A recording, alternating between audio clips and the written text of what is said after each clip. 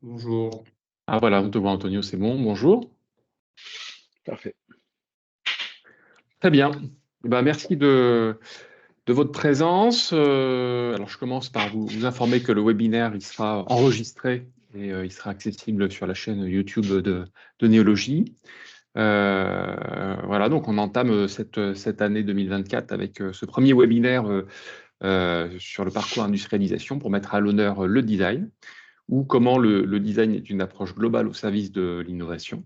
Voilà, souvent réduit au style, hein, partie émergée un peu de l'iceberg. On verra comment le design en fait est un facteur clé du produit, de la solution, et un peu trop souvent méconnu.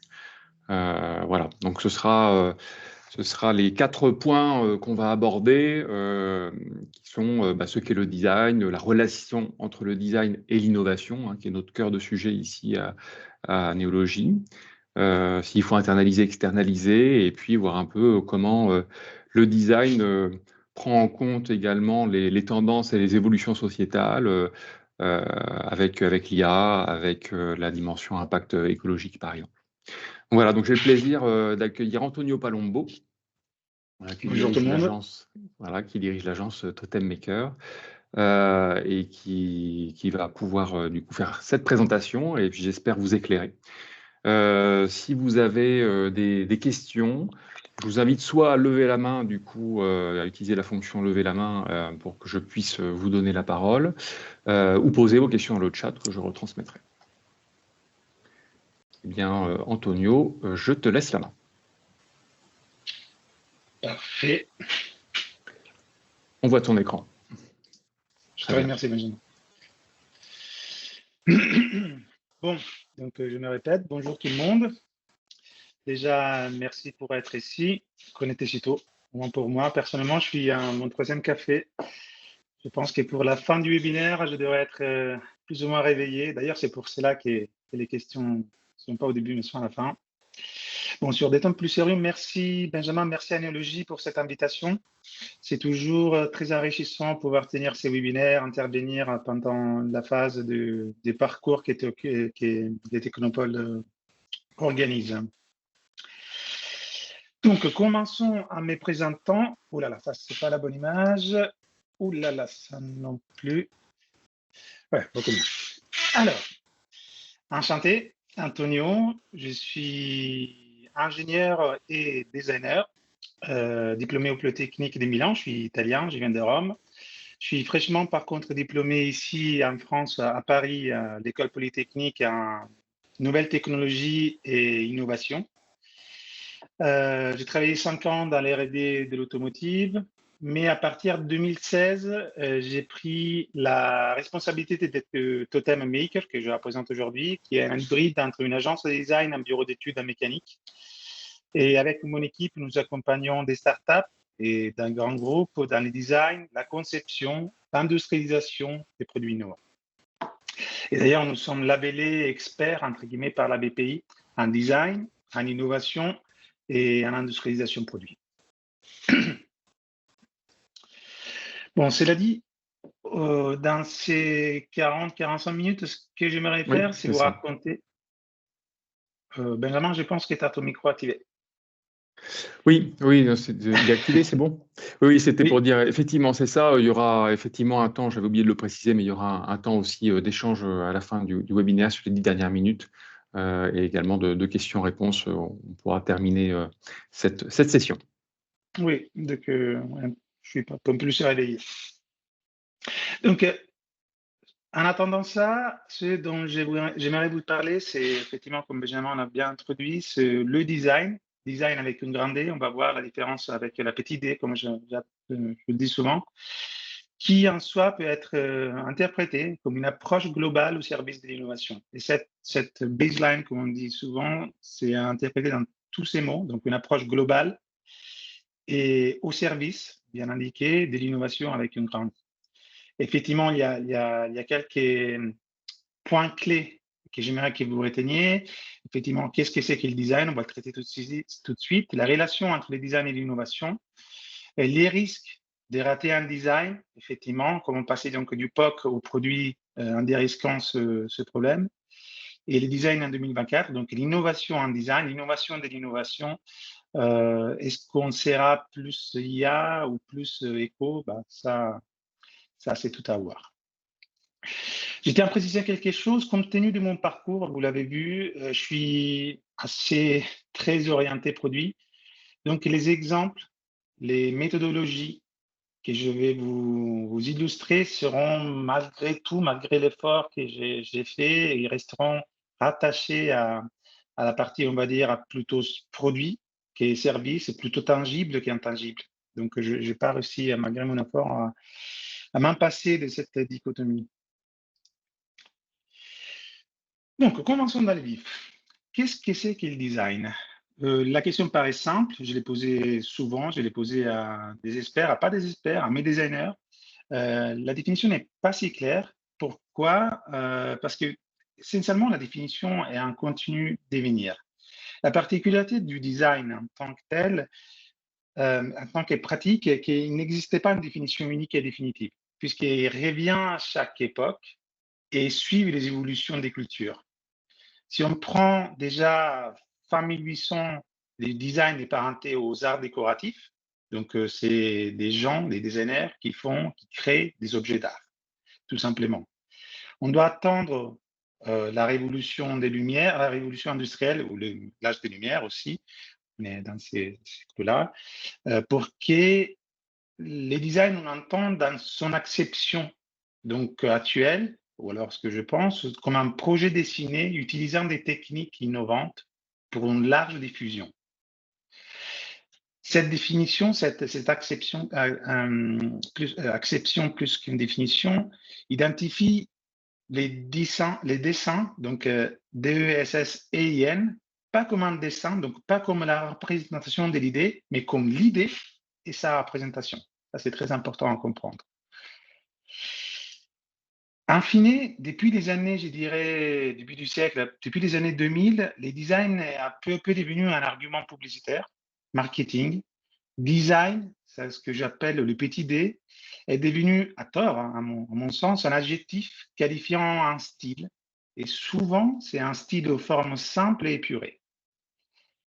Je vous fais quelques exemples, comme ça vous me dites si on parle bien de la même chose. Vous verrez, je vais faire plusieurs exemples pour que les définitions que j'ai faites, les choses que je vous dis, ça vous parle, ça parle au plus. Je ne sais pas trop de qui a composé la platée, mais à la fin, si j'étais trop vague ou trop technique, vous me le direz, on pourra échanger.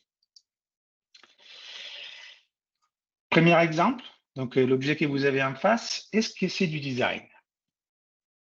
Bon, pour ceux qui ne connaissent pas, ceci, c'est juste le presse-agrumes de Philippe Starck, qui a composé pour la marque Alessi. Je choisis Starck juste parce que je me disais que c'est un des plus célèbres, si ce n'est pas les plus célèbres designers français. J'aurais pu choisir un designer italien, effectivement, comme Fabio Novembre, d'ailleurs. Ah oui, avec la chaise mais peut-être la prochaine fois, je ferai ainsi. Mais la question qui y est, c'est est-ce que cet objet, c'est du design? Je ne sais pas si vous avez jamais essayé ces presse-agrumes, mais si vous essayez, si vous regardez même des vidéos sur Internet, moi, je l'ai acheté pour mes parents, en fait, c'est l'enfer. Ça veut dire que chaque fois que vous voulez presser un citron, en fait, le jus va 50% dehors et 50% dans le verre. Même qu'il y a des designers qui ont inventé des compléments à l'objet pour le rendre fonctionnel. À titre personnel, cet objet fait vraiment, c'est l'iconoplastie de ce qu'on appelle un design de luxe. Définition de luxe, c'est quand un objet dans lequel la forme dépasse la fonctionnalité. Sur ça, on peut en débattre, mais ça, c'est un premier point. Je m'en souviens que ça, c'était un sujet de l'école quand j'étais encore à Milan. Mes profs me disaient que ce n'est pas au musée, à la Triennale, c'est le musée du design italien, qu'on trouve les œuvres d'un designer, mais c'est dans les grandes surfaces. J'ai toujours retenu ça et j'espère de vous transmettre au moins les raisons pour cette affirmation. Autre exemple, Juicero. Peut-être celui-ci un peu moins flagrant comme exemple. Je ne sais pas si vous connaissez. C'est une Juicero, c'est une start-up du 2013. C'est une histoire sympathique. C'est pour ça que je vous la raconte. Juicero, start-up de la Silicon Valley, un peu classique. C'est une machine à jus des fruits et légumes frais, comme l'image le raconte. C'est assez ergonomique à l'utilisation, je dois vous avouer. Elle est assez bien dessinée. Est-ce que cette machine est du design? Les formes sont épurées. Je dirais que si on devait identifier ces machines avec un design petit d, je dirais que oui. C'est quoi le problème? La machine coûtait à la sortie entre 400 et 700 $. Une recharge entre 5 et 7 $. Et ce qu'il faisait cette machine, c'est de presser les recharges que vous voyez sur la gauche de l'image et il faisait couler effectivement les liquides. La chose drôle, c'est que après avoir fait des seeds de centaines de millions de dollars, des journalistes de Bloomberg avaient diffusé sur Internet, quelques mois après la sortie de la machine, une vidéo qui montrait qu'ils avaient obtenu le même résultat en pressant avec les deux mains des recharges. Donc, est-ce qu'on peut considérer une machine qui en soi est complètement inutile un élément de design? Bon, je crois que vous voyez où je veux en venir. Je fais le dernier exemple. Dernier exemple, c'est la souris d'Apple. C'est la souris que d'ailleurs j'utilise.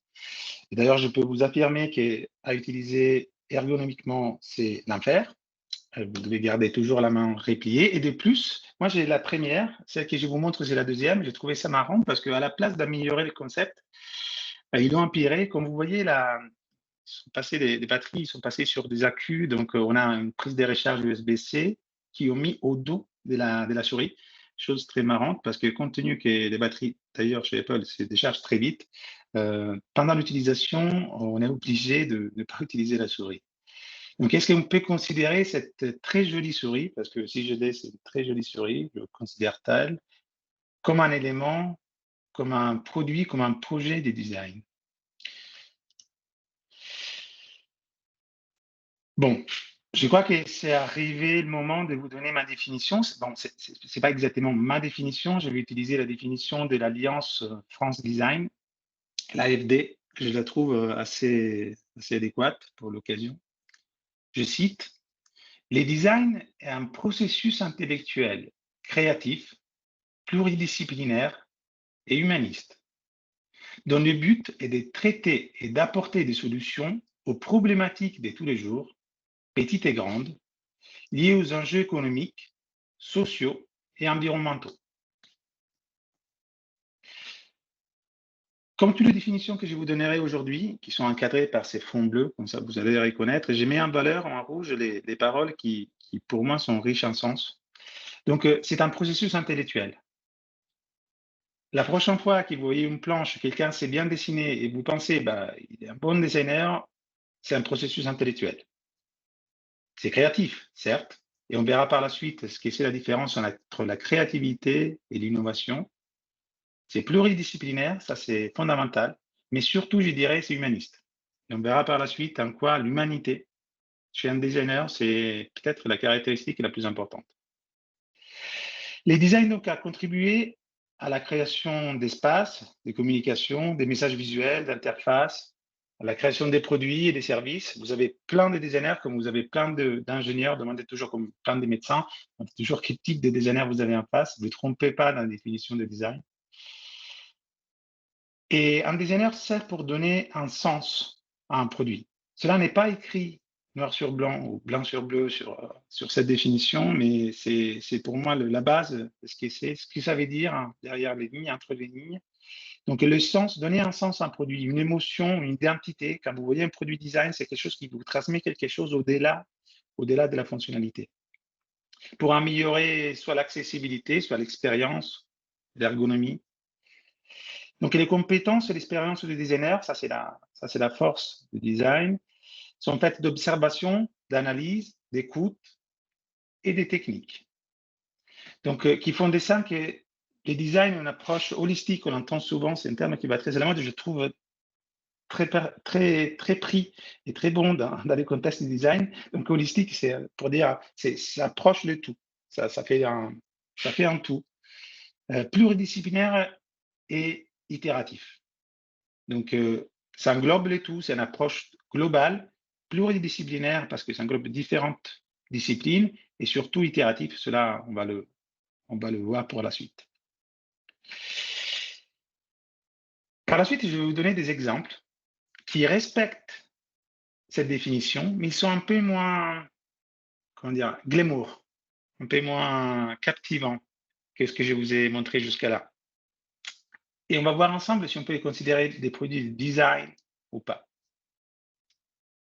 Le premier, je vais tenir à le présenter. C'est un peu moins produit, même si c'est du packaging primaire, mais c'est un produit que je considère un vrai design avec la D majuscule. Et c'est la bouteille qui, dans les années Heinz, a porté sur les marchés et qui a littéralement inversé les dominant designs d'une bouteille. Littéralement. Littéralement parce que c'est vraiment inversé. Et de plus, je ne sais pas si dominant design vous parle. Le dominant design, c'est le design qui est devenu dominant dans les années parce qu'il a été repris par différents acteurs et donc on l'interprète comme un design. Une voiture, elle a 4 roues, il roule. Et il y a des exceptions, il y a des choses qui essayent de basculer le dominant design. Dans ces cas, Heinz, au travers de différentes études de design et aussi d'innovation avec les squeezy bouchons, a réussi à renverser les rapports de l'utilisateur avec ces produits-là. Donc, pour ceux qui connaissent, qui utilisent du ketchup, c'est beaucoup plus simple de renverser quelque chose qui appuie vers les bas avec un squeeze que essayer de faire sortir le ketchup qui est assez dense comme liquide. Un autre design pas du tout glamour, je pense, je ne vois pas des personnes, malheureusement, je ne vous vois pas. J'ose imaginer qu'il y a des hommes dans notre plateau. Je pense que tous les hommes, ils ont déjà eu à quoi faire avec la mouche dans les urinoirs pour les toilettes d'hommes. Ont déjà eu cette expérience. Cette mouche, c'est un élément tout à fait du design. En soi, un terme technique, ça s'appelle un nudge. Je sais que c'est un terme qui est utilisé souvent aussi dans le marketing. Ça relève pour moi plus du design que du market, mais on peut en discuter. Le nudge, juste pour qui ne connaît pas, c'est une incitation. C'est une incitation. Ça veut dire inciter sur un choix à la place de le forcer. C'est une méthode d'un professeur d'Harvard qui est utilisée aujourd'hui effectivement en marketing, en publicité, en communication, par des designers de communication sur plein de choses. Et dont par exemple celle-ci, je la trouve très captivante et très utile. Je retourne sur les produits et là, j'ai fait l'exemple d'un produit qui va me servir par la suite. Je pense que vous le connaissez, l'iPhone premier. En 2007, BlackBerry, Siemens, Nokia et beaucoup d'autres sortaient plein de produits différents et dominaient le marché avec des phones, je ne dirais pas des smartphones aussi, des palmes, qui avaient des claviers, s'ils n'avaient pas des claviers, avec des stylos, qui exploitaient bien les fonctionnalités pour lesquelles les utilisateurs réclamaient d'avoir ce genre de téléphone. L'iPhone, le premier iPhone a complètement bouleversé l'usage de la concurrence.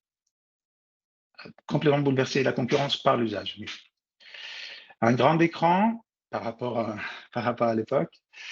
Internet à limiter. Ça, c'est une innovation incroyable. Et plus besoin de stylés. Les stylés, c'était les doigts. Je m'en souviens encore de quand Steve Jobs a présenté le produit en disant qu'il avait 3 produits en un an. C'était le téléphone, un dispositif à servir sur le web, un iPod, répétant cette phrase. Et il a apporté ces produits sur le marché. Donc, est-ce que l'iPhone premier en 2007 était du design? Oui. L'iPhone représentait même l'emblème du design et ça, c'est ma personnelle vision. C'est une des causes pour lesquelles, à partir des années 2000, on a commencé à considérer le design petit d. Apple, avec Steve Jobs, qui est l'un des designers les plus reconnus, a apporté le design à tout le monde. Il a vulgarisé. Et par contre, tout le monde a compris a compris autre chose. A compris autre chose. Et comment je sais que c'est autre chose, à part parce que je le pense, mais c'est parce que Steve Jobs lui-même, il disait que la plupart des gens font l'erreur de penser que le design, c'est à quoi ça ressemble un produit. Quand il montrait ça, il disait exactement ça. Les gens pensent que les designers reçoivent une boîte et leur disent faites en sorte que ce soit joli, quoi. Ça, c'est ce qui m'arrive à peu près tous les jours. Mais il disait aussi, ça c'est faux, le design, ce n'est pas ça. Le design n'est pas rendre une boîte jolie, c'est la façon dont la boîte fonctionne. Pour autant, les produits d'Apple sont impeccables au niveau du style. Et ce travail sur les formes explique l'importance des considérations esthétiques dans les champs du design, mais ne doit pas masquer l'importance tout aussi grande, même peut-être plus grande, des considérations fonctionnelles, techniques, environnementales, biologiques, juridiques, économiques, philosophiques, sociales, politiques, qui peut et qui doit avoir un design et un designer. Donc oui, le premier iPhone, c'est un objet de design, mais pas que. C'est le parfait exemple pour moi d'un projet, d'un produit qui a une dualité forte, un design et une innovation. Donc là, on change des sujets. Qu'est-ce que c'est alors qu'est l'innovation? Et bien pareil que pour le design, si même le design a une définition complexe, l'innovation est encore pire. Je suis, entre guillemets, expert en innovation. J'ai cherché pendant longtemps une définition qui puisse répondre à qu'est-ce que c'est que l'innovation. Il y en a vraiment, vraiment plein. Un jour, j'ai trouvé un article sur un paper de 2009. Cet article prenait la définition sur quelques centaines d'autres papers et en donnait une définition générale que je trouvais très intéressante. Je l'ai reporté en anglais, d'habitude je traduis, mais j'ai trouvé que là, les termes étaient importants. Je vais vous la lire. Innovation is the multi-stage process whereby organizations transform ideas into new, improved products, services, or processes in order to advance, compete, and differentiate themselves successfully in their marketplace. Alors, en traduisant et en simplifiant à mort, l'innovation est faire quelque chose de nouveau, avec de la valeur, sur un marché donné. Donc, faire quelque chose de nouveau. J'innove, je fais quelque chose de nouveau, ça c'est clair. Avec de la valeur, ça veut dire quelque chose qui fait différencier le produit. Si je ne fais pas quelque chose de différenciant, même si c'est nouveau, ce n'est pas de l'innovation. Mais je m'arrête surtout sur un terme que j'ai souligné, c'est marketplace, le marché.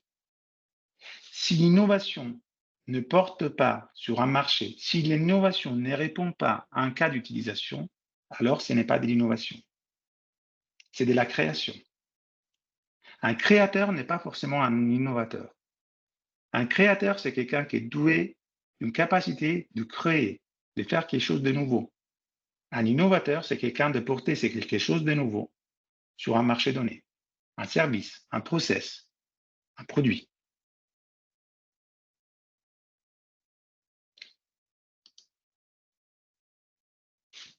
En parlant de ça, depuis 2007 à aujourd'hui, ça c'est la gamme, je pense, je me suis perdu, je n'ai pas tout compté, je vous avoue, les différents téléphones qui sont sortis.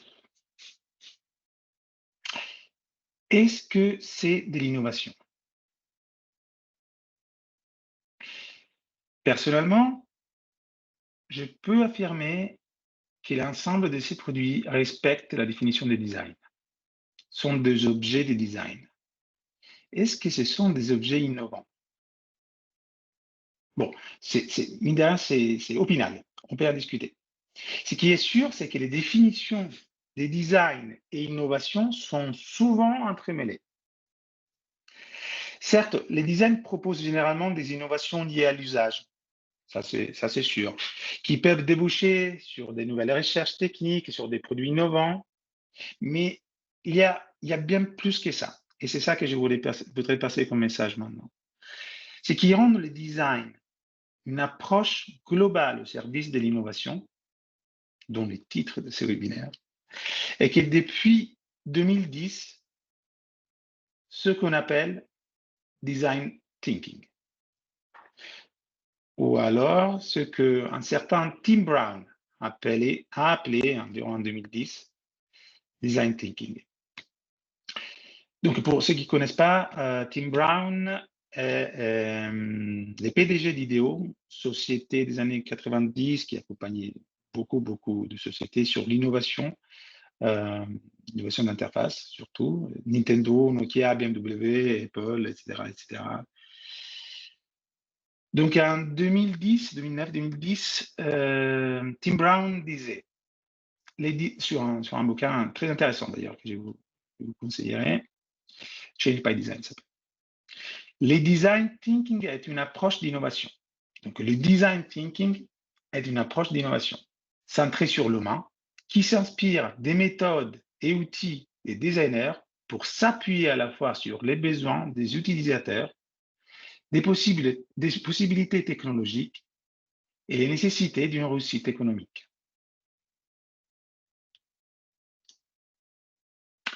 Au final, Tim Brown est en train de dire, pour faire de l'innovation, il faut faire du design.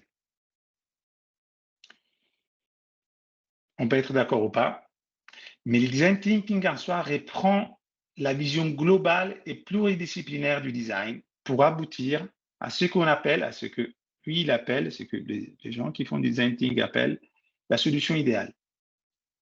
Donc la solution idéale vient s'entremêler entre la faisabilité technique, la viabilité économique et la désirabilité, c'est ce qu'on appelle le besoin humain, la sensibilité de l'humain. La question qui pourrait naître en regardant ça, c'est d'accord, donc la solution idéale pour le design, c'est une solution d'innovation, ça c'est clair. Mais est-ce que peut exister une solution innovante qui ne prend pas en compte le design? Est-ce qu'on peut innover sans faire du design? Ça, c'est une demande tout à fait légitime. La réponse pour moi est oui, mais comme je vous ai dit, je vous propose un exemple. Est-ce que vous reconnaissez l'objet en face? C'est beaucoup moins pratique si je ne vous ai pas en face. Mais ce sont des Google Glass. Je pense que c'est assez reconnaissable. En 2010, Google avait tenté l'énième coup d'innovation. Google, c'est comme ça, il essaie d'innover à tâtons. Donc, il a l'argent et l'effort pour. Donc, il essaye. Et s'il n'arrive pas, il abandonne. Donc, il a abandonné il y a quelques années. Et les Google Glass sont des lunettes de réalité augmentée. À ne pas confondre avec ceux qui sont sortis il y a quelques mois de concurrents, Apple, qui sont des réalités mixtes AR/VR. Des lunettes de réalité augmentée sont, à l'époque, donc en 2010, une vraie innovation. Ça, c'est sans doute. Il y avait quelques concepts similaires, mais en soi, ils représentaient une vraie innovation dans le domaine de la réalité augmentée. Ils sont un des plus grands, je dirais, un des plus grands échecs de Google. Pourquoi? Ça, c'est un des exemples d'innovation sans design. Il n'y a pas de marché. Tout d'abord, il y avait un énorme problème de privacy. Les gens n'étaient pas prêts, les gens ne voulaient pas avoir une agression dans leur vie privée. Peut-être même pas aujourd'hui. Je ne sais pas si vous voyez Black Mirror, même dans ces cas de figure-là. Aujourd'hui, je pense qu'on aurait moins de réticence. Il n'y avait pas d'application. Donc, en vrai, c'était un produit technique, mais il n'avait pas une vision déjà commercialisée avec des utilisateurs, il n'avait pas une vision de design. Et il coûtait très cher. Par rapport, encore une fois, à la concurrente qui vient de sortir, les $1 500 de l'époque ne me paraissent pas énormes. Mais à l'époque, c'était trop cher pour une recherche des marchés qui a été effectuée. Donc, $1 500, c'était trop. La chose drôle, c'est qu'il y a quelques mois, j'ai vu que les Google Glass sont redevenus à la mode, mais ils ont trouvé un marché. Ils ont exactement fait le passage qui leur manquait. Ils ont trouvé le marché du B2B. Pour des solutions de maintenance, vous savez, on peut appliquer la réalité augmentée pour réparer, pour avoir des informations supplémentaires sur l'opérateur, pour les opérateurs qui voyagent sur le terrain. Mais revenons au design thinking. Donc, j'aimerais vous donner quelque chose d'un peu plus pratique que juste de définition. Voyons des méthodologies du design thinking. Je dis tout de suite, à la littérature, il y en a plein des méthodologies de design thinking, différentes mais similaires l'une avec l'autre. Le but de ces webinaires n'est pas de vous faire devenir des experts en innovation. Donc, ça, on peut voir par la suite. Donc, je vous propose ça que j'estime la plus facile à comprendre et la plus explicite. Ça s'appelle la méthodologie double diamant, la forme que vous avez en face. Et on peut la définir avec une méthodologie divisée en deux. La première partie, c'est l'observation. La deuxième partie, c'est l'implémentation. On part d'un problème initial. On observe. L'observation s'est divisée encore en deux. On a une première partie de divergence, qui c'est l'immersion, l'empathie, le fait de découvrir les problèmes. On a la deuxième partie, qui c'est la définition, définir le problème en soi, dans lequel on converge sur des définitions. Une fois qu'on a une ou plusieurs définitions de la problématique, alors on passe à la phase d'implémentation. C'est là qu'on va idéer, on va développer des idées, on appelle l'idée. Donc on diverge, on développe beaucoup d'idées, pour à la suite converger, qu'on appelle, on délivre, on fait un livrable, on peut délivrer des solutions au travers du prototypage, on peut faire des POC, on peut faire des dessins, on peut faire du brainstorming, mais on implémente, ça veut dire on finit par solutionner les problématiques qu'on a individuées.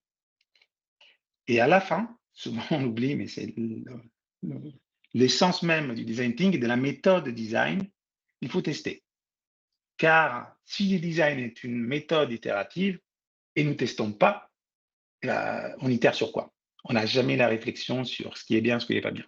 Donc, il faut partir d'un problème, on diverge, on converge, on diverge, on converge, on teste et on recommence dans une classique mode en loop. Je tiens juste à faire deux précisations. La première, c'est sur observation. Je vois surtout dans les agences communication, marketing, qu'on confond l'observation utilisateur comme un sondage, un questionnaire, focus group, market study, une expérience que vous faites ou une conversation avec des potes. L'observation n'est pas un moyen. L'observation, c'est de l'empathie. Je reviens sur ce que c'est être un designer. L'observation, c'est de l'humain. L'observation, c'est comprendre ce que l'utilisateur veut. Pas ce que l'utilisateur dit, mais ce qu'il veut à la base. Si jamais et je pense qu'ils l'ont fait, ils faisaient à l'époque, en 2007, ils demandaient aux utilisateurs de phones et smartphones qu'est-ce qu'ils attendaient du nouvel téléphone. Ils auraient dit, je veux un téléphone avec un clavier plus grand, avec un écran plus petit, super compact, qui résiste, mais pas un iPhone. Si on demandait, si Henry Ford aurait demandé à l'âge de la portée, mais qu'est-ce que vous voulez comme système de motorisation, comme système de locomotion, les gens ils auraient répondu, bah, j'aurais une carrosse, peut-être une carrosse noire, avec plus de chevaux. Ils n'auraient jamais sorti la portée. Donc, vous comprenez que le design doit être distingué du marketing. Le design n'est pas du marketing, mais surtout pour la qualité empathique d'un designer. Un marketeur vous parlera des consommateurs. Un designer vous parlera d'utilisateurs. Pour moi, ça fait toute la différence. Donc, à la fin de toute cette méthodologie, ces passages très simples, donc cet tâtonnement intellectuel, on va finir avec une solution qui peut être matérialisée souvent avec un démonstrateur, plusieurs démonstrateurs, ce qu'on appelle un POC, un jargon. Le POC, acronyme de Proof of Concept, justement, la preuve qu'une idée se tient. Par définition, a été testée et validée, donc l'idée est bonne. L'idée est là. Par contre, les schémas pour arriver d'un POC à un produit, il vient juste de commencer. Les POC, pour qui a déjà implémenté sur la création d'un service, d'un produit, est quel début? Fondamental, super important, mais qui est un début. Sur un autre parcours industrialisation, donc la partie un peu plus en aval, la partie industrialisation, j'expliquais c'est quoi les différentes phases du design industriel. On verra ça par la prochaine fois. Ce que je vous résume ici, c'est que pour arriver d'un POC à un produit, on peut passer, et on doit passer par différentes phases. Par la phase des maquettes, de prototypes, de pré-série, et enfin, et juste à la fin, passer à la phase des produits. Cette timeline peut se référer à un produit comme un service. Et d'ailleurs, ce passage existe pour dérisquer les parcours de développement d'un produit ou d'un service. Dérisquer pourquoi? Parce que le parcours de développement d'un produit est un parcours qui est loin d'être linéaire, est un parcours plein d'obstacles, car il y a un écosystème riche d'expertise et riche d'acteurs qui parfois se parlent, parfois ces acteurs ne se parlent pas. Et il faut avoir une grande maîtrise du pilotage projet pour dérisquer le projet afin d'éviter ce que vous voyez ici, ce que moi j'appelle la dérive par rapport à l'idée initiale. Donc l'ensemble d'interlocuteurs doivent se parler, communiquer, être guidés sous l'égide de quelque chose, souvent c'est sous l'égide du design, du sens du produit, pour ne pas arriver à ce que j'appelle moi les risques de divergence, qui est évidente sur l'exemple que je vous propose, qui est pour moi la perte de sens du produit. La perte de sens du produit, pour moi, peut être causée par différents facteurs. Il peut y avoir un mauvais design, un design pas faisable, donc on peut juste pas le faire, ou pas juste le faire à ses coûts, pas juste le faire avec les contraintes que c'est donné, ou alors on s'est mal donné les contraintes au début. Donc le design, il est correct, mais les contraintes définies, les fonctionnalités qu'on avait individuées au début de notre schéma d'innovation n'étaient pas bonnes. Ou alors j'ai mal géré la chaîne des valeurs. Comme on a vu tout à l'heure, il y a plein d'intervenants, il y a plein de stakeholders. J'ai mal géré cette chaîne. Et donc, j'arrive à quelque chose qui a perdu le sens. Mais en parlant des risques, peut-être le pire et c'est sûr le plus fréquent risque que moi, personnellement, je rencontre dans mon métier est ce que j'appelle les retours à la case de départ. Est causé par le classique de mes clients qui me disent, bon, je veux faire ce produit, cependant, pas de design. Je n'ai pas ni le temps ni l'argent pour penser au design. Bon, si on parle de design petit d, on peut en parler. Mais si on n'a pas le temps du design, si on n'a pas le temps de donner du sens au produit qu'on fait, on peut faire. Mais des risques, des divergences sont certitudes, ne sont pas des risques. Les designs, les problèmes gros du design, et pourquoi j'insiste et pourquoi je pense que Neology apporte autant d'importance pour en faire un webinaire lors d'un parcours d'industrialisation et que le design est tout en amont de la phase. Et donc, s'il y a une défaillance à ce niveau, tout en amont, sauf exception, il faut tout recommencer. Donc, c'est très important de ne pas se tromper sur la phase de design.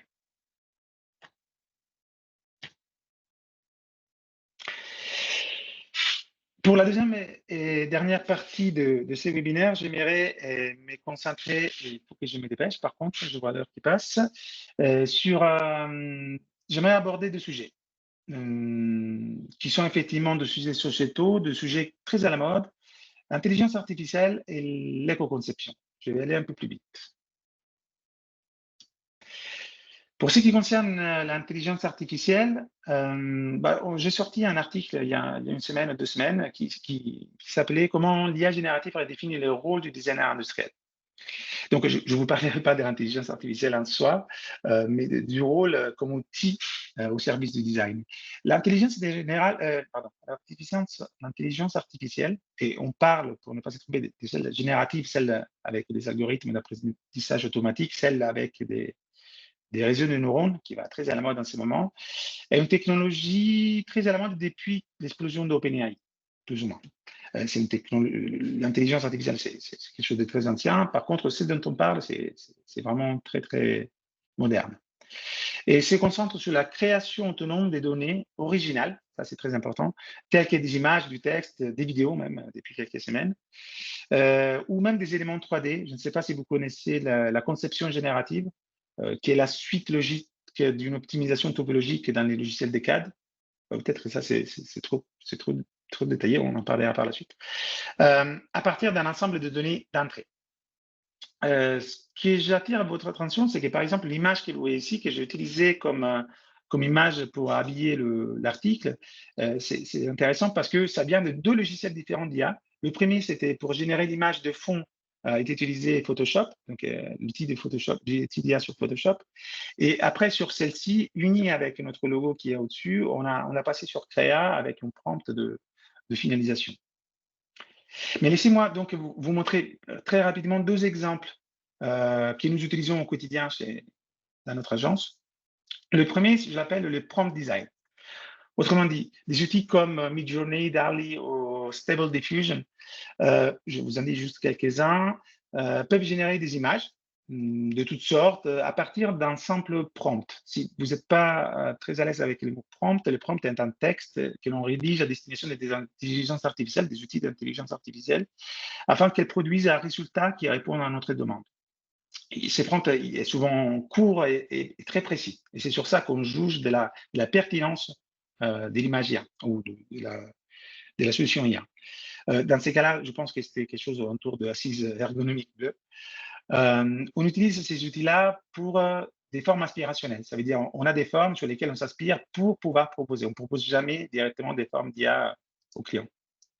Le deuxième, c'est un AI mixte, j'appelle Prompt Sketch. Pourquoi? C'est des logiciels comme Bitscom, je vous en pose quelqu'un, Créa, Photoshop, et on peut obtenir des créations digitales de qualité professionnelle, comme ça que vous voyez sur la droite, à partir d'une esquisse très rapide, comme ce que vous pouvez voir à gauche, qui représente notre logo, notre icône. Ces types d'outils, donc on part de gauche pour aller à droite en mettant un prompt comme fais-moi de cette image un produit électronique. Ça nous aide pour deux choses. Une, c'est une phase d'idéation, donc ça nous aide à sortir des idées. Et la deuxième, c'est pour un gain de temps. Si on a des sketchs qui ne sont pas des esquisses rapides, mais des sketchs qualitatifs et détaillés, au travers de ces types d'outils, on peut faire des rendus qui commencent à avoir de la valence. Par contre, il y a un problème que j'aimerais juste remarquer. L'erreur, ça serait de penser que les outils peuvent faire les travaux à la place des designers. Le rôle du designer, ce n'est pas utiliser des outils. Le rôle du designer reste crucial en tant que penseur créatif, comme on l'a défini jusqu'à là, qui est capable de donner un sens aux données générées par l'IA et donc de les intégrer dans les processus de conception. Je passe à la suite. Antonio, oui. Antonio, pardon, petite question par rapport à l'IA. J'entendais que du coup, il y a de plus en plus de contenus qui sont générés par l'IA au niveau de l'imagerie essentiellement, et que du coup, l'IA se nourrit finalement de ces rendus qui sont de plus en plus disponibles. Est-ce qu'il n'y a pas aussi une tendance à l'uniformisation en utilisant ces outils-là et qui pourrait freiner un petit peu, mettre des œillères sur une partie justement d'inspiration? Bernard, ta question, elle est très pertinente. Et il y a deux questions, il y a deux réponses. Il y a une réponse philosophique et une réponse technique. Et pour ce qui concerne la réponse technique, les algorithmes d'IA, ils se basent sur des bases de données immenses. C'est ce qui fait la force de logiciels comme celui de OpenAI ou ceux que j'ai cités qui se basent plus ou moins sur les mêmes moteurs, sur les mêmes cerveaux des neurones. Donc, il faudra grandir ces bases de façon importante avant qu'on ait une répétitivité causée par le mélange casuel, parce que c'est ça le problème, c'est ça l'avantage, que c'est vraiment casuel des choses. Autrement dit, à mon sens, aujourd'hui, un designer pourrait encourir, et on encourt, dans la même casualité. Ça veut dire qu'on s'inspire par ce qu'on voit sur Internet, on s'inspire par des photos Behance, autant que l'IA s'inspire de de ces bases de données. Et la réponse philosophique est, est-ce qu'on peut créer un partant de bases connues ou alors on est obligé à passer par une phase d'invention totale? C'est là, je m'en passe. C'est très complexe, mais on est dans ces domaines-là. Et l'IA est un sujet qui a ces deux inspirations, une inspiration très, très haute, donc une inspiration pour ma philosophie, une inspiration très technique. Il ne faut pas en avoir peur, ce sont des outils qui se basent sur des mécanismes, sur des mathématiques assez complexes qu'on ne comprend pas à fond. Ça, c'est à comprendre. Hein. Ce n'est pas des algorithmes qu'on est capable de lire. Les réseaux de neurones, on est incapable très souvent d'interpréter des solutions. On sait juste les conduire. Et on ne sait pas pourquoi. Ou alors, non, on ne sait pas pourquoi. Ça, c'est correct. Et pour terminer, donc il me manque deux slides. Je passe à cette image qui est elle-même, cette salade en plastique que vous voyez devant vous, elle-même une image créée par un outil de transition, par un outil d'intelligence artificielle.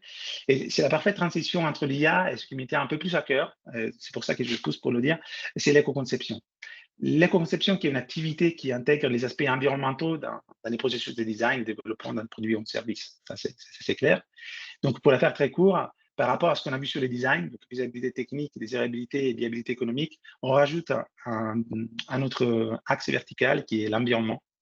Donc, on a de la recherche du meilleur compromis entre tous ces facteurs, entre tous ces verticaux. Je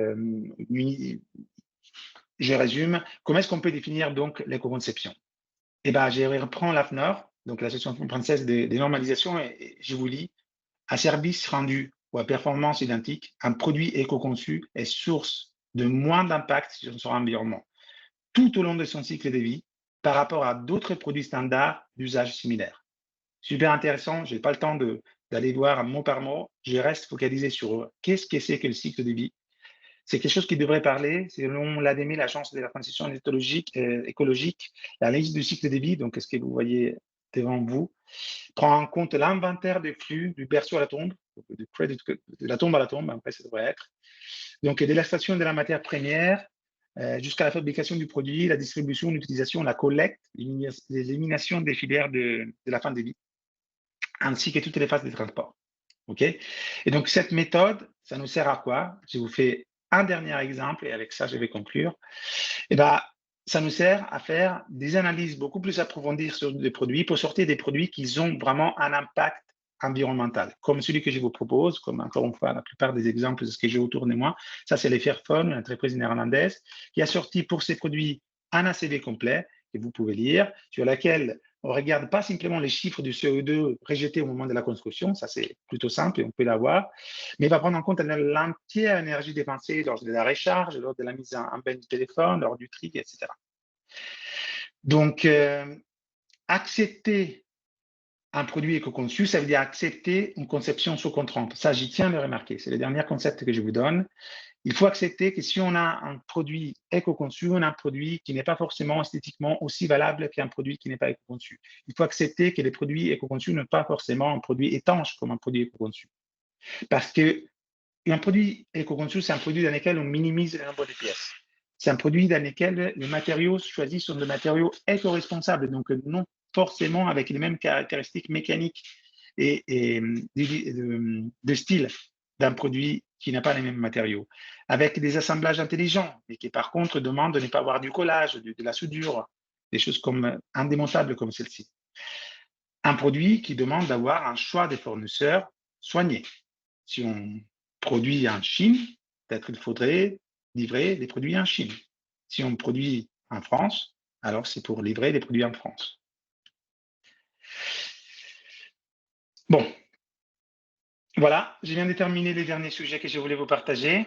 J'espère que ces webinaires ont répondu à vos attentes. Je te laisse la parole, Benjamin. Si vous avez des questions, je suis à votre disposition. Merci beaucoup pour l'attention. Merci Antonio. Oui, je ne sais pas si parmi vous, il y en a qui ont des questions qu'ils souhaiteraient aborder après cette présentation. On est tout disposé à vous répondre.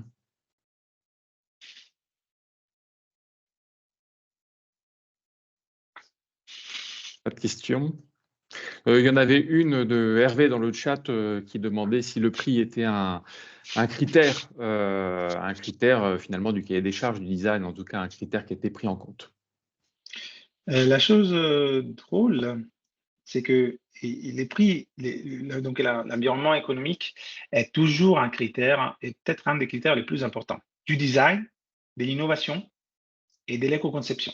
C'est la base. On va dire que dans les 4 bulles que j'ai mis vraiment les plus évidentes. Il faut tenir compte que les prix est une chose évidente. Si on a un prix trop élevé ou trop peu élevé, on ne répond pas au marché, donc on n'a pas de l'innovation. Si on a un prix trop élevé ou peu élevé, on ne sait pas comment dessiner une solution. On ne parle pas de style, mais pas que du style. Même un petit design, donc le petit dé, si on a un prix qui ne va pas avec l'univers formel, qui ne va pas avec la persona, donc l'utilisateur final à qui je veux vendre le produit, que je veux que le produit soit utilisé par, eh ben, je me trompais de design. Et j'ai terminé une éco-design. Donc, une éco-design sans penser à un coût produit n'est pas un éco-design. On ne peut pas continuer à produire des véhicules électriques si chers avec des solutions si importantes en pensant de faire un geste envers l'écologie. Ça, c'est mon opinion personnelle. Mais les choix doivent être des choix socialement acceptables. Et donc, avec un prix. Très bien, c'est très clair. Merci Antonio. Une autre question de Osmani qui demande quel serait un ordre de grandeur d'un budget pour un projet simple. Une question vaste. 5. 42. Non, 42. Je pense que ma réponse était 42. Non, je suis désolé. Ça dépend vraiment de quoi on parle. Là, on a défini le design comme tout et rien. Si on parlait des designs produits, je pense que c'est mon. Oui, je vois un par exemple qui vient. La chose bien, devant moi, j'ai plein de choses qu'on a fait ici. Nous avons fait pour Decathlon des t-shirts. D'accord? Donc, on a fait un graphisme. OK? Ça, c'est du design graphique. Ça doit être 2 ou 3 journées, je pense, sur une entreprise comme la nôtre, pour vous donner vraiment une réponse. Hein. Mais sur une entreprise comme la nôtre, qui doit être un TGM de 500-600 euros, vous devez être à un millier d'euros. Quoi. On a fait des projets à moins. Il y a des designers freelance qui peuvent avoir un TGM, donc un tarif journalier moyenné encore plus faible. Et il y a des grands studios de design qui doivent avoir un TGM beaucoup plus important. Dites cela, des designs des logos, donc plus ou moins les mêmes designs graphiques. J'ai vu des designs de logos à centaines de milliers d'euros pour des grandes enseignes. Il y a chez nous des designs produits très complexes qui sont cotés à plusieurs dizaines de milliers d'euros. Donc, excusez-moi, c'est très complexe comme réponse. C'est très clair, je crois. Très bien. Est-ce qu'il y a d'autres questions?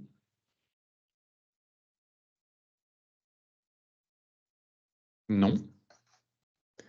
S'il n'y en a pas durée d'une étude, pardon.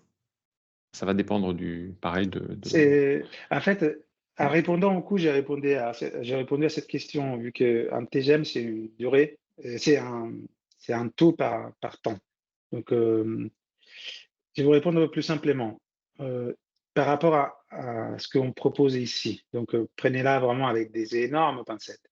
Le minimum que moi je propose pour un design produit, d'accord, sinon je me perds, c'est venez ici. Vous passez une journée ici avec une équipe de designers et ingénieurs, et en une journée, on va voir qu'est-ce que ça ressort. Ça, c'est une journée. Une journée. On approche une démarche d'innovation, on approche une cadre rapide, on approche une séance de sketch, on approche ce que vous voulez. Ça, c'est, je dirais, une journée de réflexion autour d'un produit, c'est le minimum.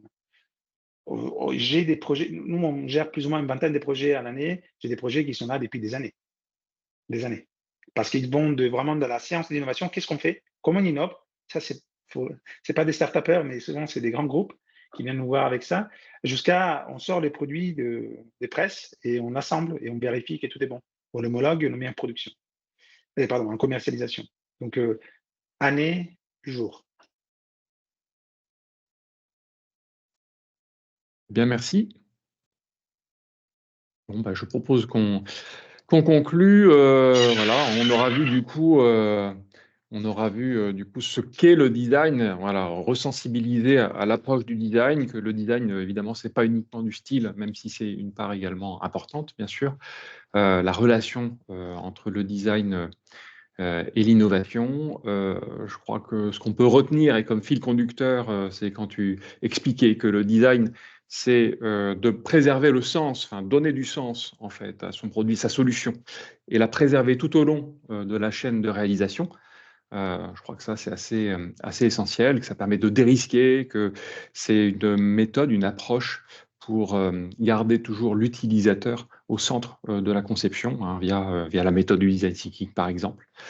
Et que voilà, il y a encore pas mal de choses à développer en s'appuyant sur l'IA, hein, qui fait partie intégrante maintenant de nombreux métiers dans la conception-création. Et bien sûr, d'avoir conclué sur l'éco-conception, je crois que c'est un paramètre important, hein. Bon, personnellement, je crois qu'on est raccord sur le fait que ça doit être une obligation, évidemment, à prendre en compte. C'est en fait des critères qui font partie du cahier des charges qu'on adresse quand on veut définir son produit et à qui il s'adresse. Et évidemment, c'est aussi des arguments marketing, voilà, pour changer un petit peu sa vision des choses. Mais cela nécessite forcément des concessions par rapport à d'autres produits qui n'intégreraient pas cette contrainte, puisque c'en est une, dans leur conception. Voilà, donc ça a permis de brosser un éventail assez large du design. J'espère et on espère que ça vous aura éclairé.